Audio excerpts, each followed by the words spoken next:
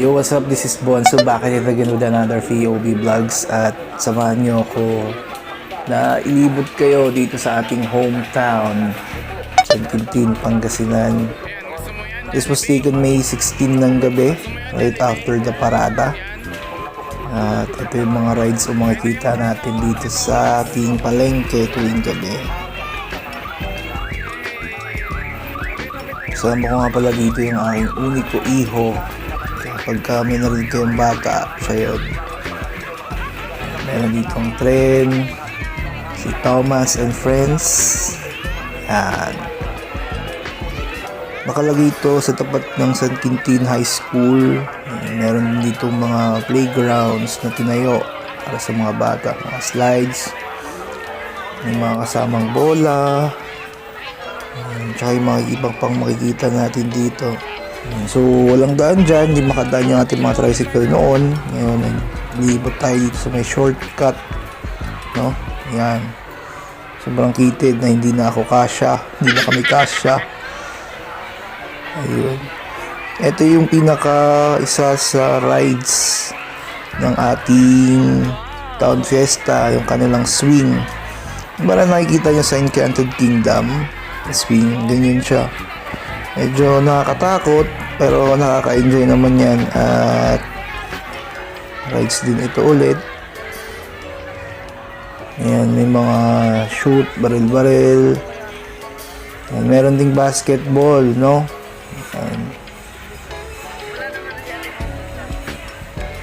Tapos, ito na yung ating carousel. Ayan, para sa mga bata. Sa may mga kids, medyo kumikidlat-kidlat ng mga oras na to. Hindi namin alam kung uulan, pero Jesus name hindi naman. Thank you Lord dahil nakapag-enjoy yung mga bata. Ayan, nakasakay sila dito sa ating carousel. Ferris wheel yata to. Ay hindi, ito yung parang dinosaur, no? Ito yung rides nating dinosaur. Tapos yun, may titinda ng bibingka, mga pagkain dito sa ating probinsya. Ayan, the Ferris wheel.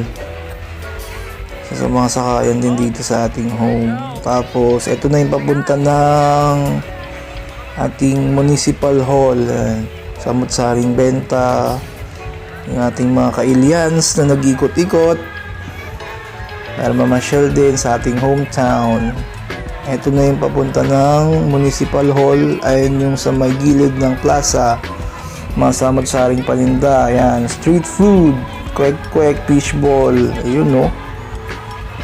Tapos dun banda yung tindahan ng mga damit.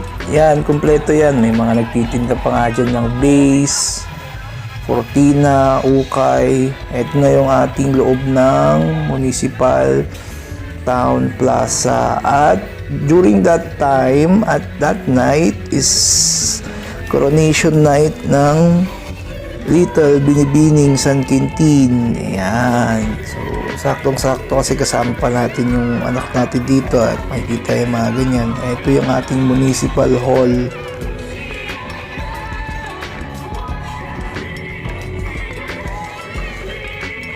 This video was taken May 16 at 8 PM estimated time. At ito naman kasama ko ay gustong-gusto na maglaro dito sa ating public plaza.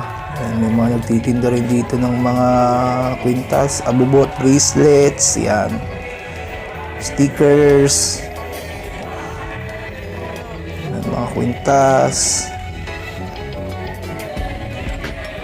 Tapos yan na yung ating San Quintin Event Center sa harap mismo ng ating town plaza. Sa gilid ng ating town plaza at tapat ng municipal hall. Ito na yung ating public park. Yan, daming tao dito mga kailian kasi piyesta. Ito naman yung daan, maraming papanood. Kung alam niyo yung dating basketball court sa tabi ng ating public auditorium, doon kasi nilagay yung mga perya, yung mga tayaan-tayaan. Yan. drop bulan na tinatawag namin dito, yung mga card game na drop bulan, yung mga color game, yan, dito rin nilagay. At syempre yung bingo, running lights, yan. Hindi ko nga nakita kung may running lights dito or hindi ko lang napansin. Titinda din ng inumin.